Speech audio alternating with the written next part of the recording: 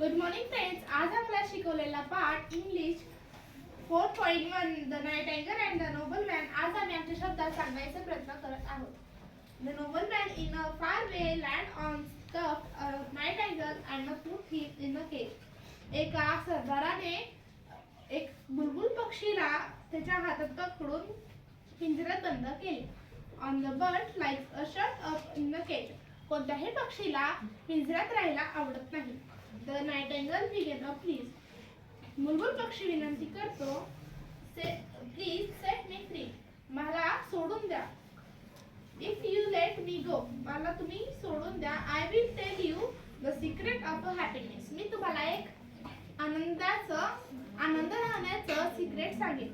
The noble man was rich but not happy. Noble man हा खूप श्रीमंत होता पण त्या दुःखी होता. He wanted to know the secret of happiness. त्याला आनंद राहण्याचे सिक्रेट जाणून घ्यायचे होते. So he let the bird go. त्याने पक्षाला सोडून दिले. Listen, said the nightingale. ऐक, असं नाइटिंगेल म्हणाला.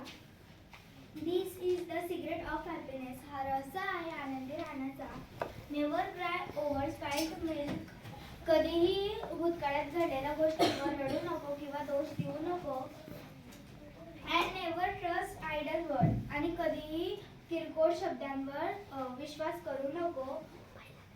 The noble man didn't think much of the secret. Noble मॅनला हा अर्थ कळाला नाही आणि तो रागात आला.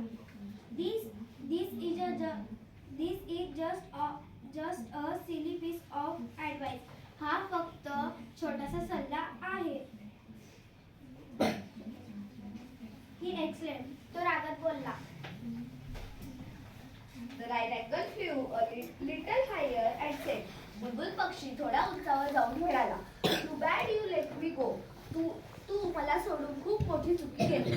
I have rare diamond under my wings. माझ्या पंखांखाली खरे हिरे आहेत. Now you won't get any of them. तुला आता ते मिळू शकत नाही. Now the nobleman was really very angry and very unhappy. आता तो जो सरदार होता त्याला राग आला आणि तो अनहॅपी झाला. Oh no! How stupid of me! मी किती मूर्ख आहे. You wicked bird! दुष्ट पक्षा. You nasty bird! घाणेरड्या पक्षा. Wait till I catch you again. थांब, मी तुला नंतर पकडेल पुन्हा. He began to wail. तो त्या गोष्टीवर दुःख करत बसला. Don't be so upset, my lord. माझ्या मित्रा, राग म्हणून घेऊ नकोस. Said the nightingale. असा तो बुलबुल पक्षी म्हणाला. It was kind of you to let me go. तू मला सोडून दिले ही तुझ्यातली चांगली गोष्ट. That's why I gave you a good piece of advice. म्हणून मी तुला एक चांगला सल्ला दिला. Think over it. त्यावर विचार कर. The first thing I said was.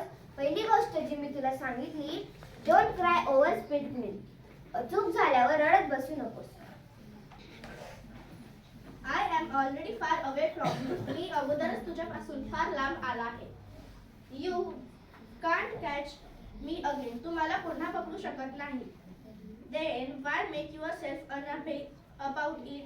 मग तू याविषयी दुःख का करत बसतोय?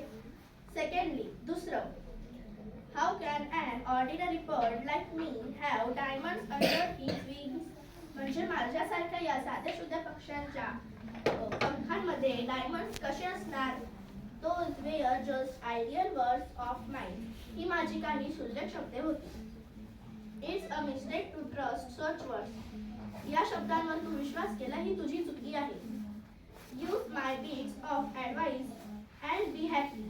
माझ्या या सल्ल्यांचा उपयोग कर आणि आनंदात राहा. Farewell, goodbye.